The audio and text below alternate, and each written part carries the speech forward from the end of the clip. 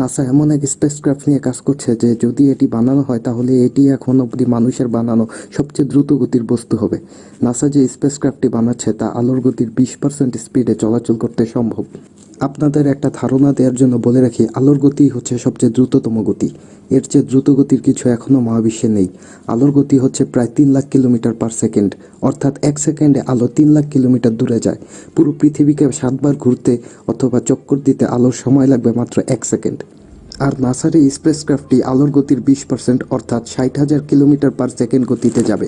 NASA এই স্পেসক্রাফটটিকে আমাদের সবচেয়ে কাছের তারা অথবা নক্ষত্র প্রক্সিমা সেঞ্চুরিতে পাঠাবে, যা আমাদের থেকে 4.3 লাইট ইয়ার্স দূরে অবস্থিত, অর্থাৎ আলোরও সেখানে যেতে 4 বছর 3 মাস সময় লাগবে। এখন অবধি সবচেয়ে দ্রুত স্পেস এয়ারক্রাফট যেটি আছে সেটির এই জায়গায় যেতে সময় লাগবে প্রায় 6,650 বছর, কিন্তু নাসার এই স্পেসক্রাফটের সময় লাগবে প্রায় 20 বছর।